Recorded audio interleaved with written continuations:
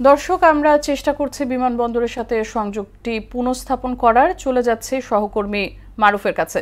জি মারুফ, আগুন লাগার পর বিমানবন্দরের সার্বিক পরিস্থিতি আমাদেরকে জানাবেন।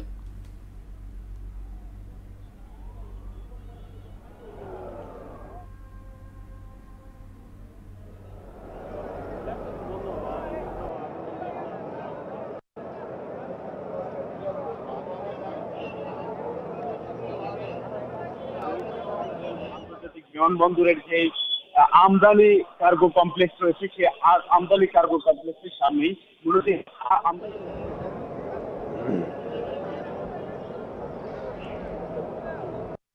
হ্যাঁ, যেমনটা আপনি বলছিলেন, এবং এখানে আমরা রয়েছি শাহজালাল আন্তর্জাতিক বিমানবন্দরের যে আমদানি কার্গো কমপ্লেক্স রয়েছে, সেই আমদানি কার্গো কমপ্লেক্সের সামনেই।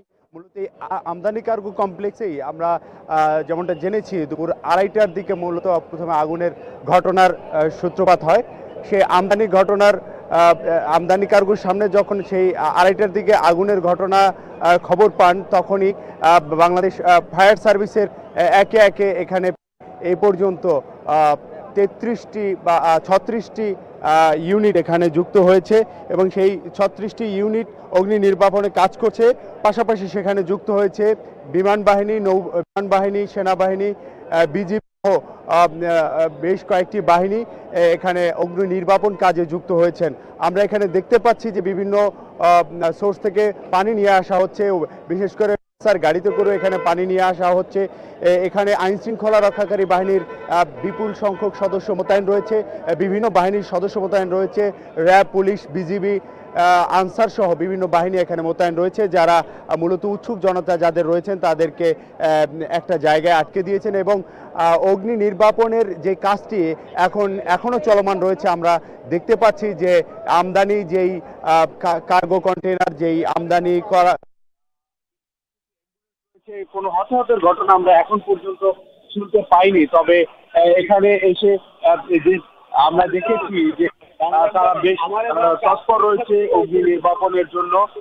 বিভিন্ন বাহিনী, বিশেষ করে বিমান বাহিনীকে আমরা এখানে এসে দেখেছি, তারা পানি ছিটিয়েছেন। যেই অগ্নি নির্বাপন যে ইউনিট রয়েছে, তারাও এখানে আগুন নেভানোর কাজ করে চলছে।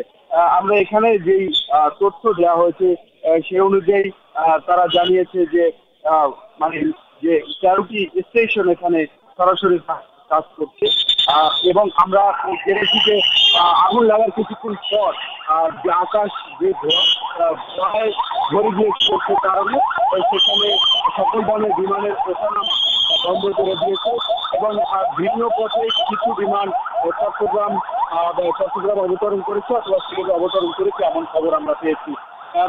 এবং আমরা এখন পর্যন্ত এখানে দেখতে পাচ্ছি যে বিমানের যেই এখানে 8 নম্বর গেটটি রয়েছে, সেই গেট দিয়ে মূলত জরুরি যে অ্যাম্বুলেন্স বা অন্যান্য পরিবহন, ফায়ার সার্ভিসের পরিবহন, সেগুলি ভেতরে যাচ্ছে, ভেতরে কাউকে প্রবেশ করতে দেওয়া হচ্ছে না, এবং সব মিলিয়ে অগ্নি নির্বাপনের চেষ্টা চলমান রয়েছে। সব মিলিয়ে শাহজালাল আন্তর্জাতিক বিমানবন্দর থেকে এই ছিল আমার কাছে সর্বশেষ। শাহজালাল আন্তর্জাতিক বিমানবন্দর থেকে এই ছিল। অসংখ্য ধন্যবাদ মারুফ আপনাকে।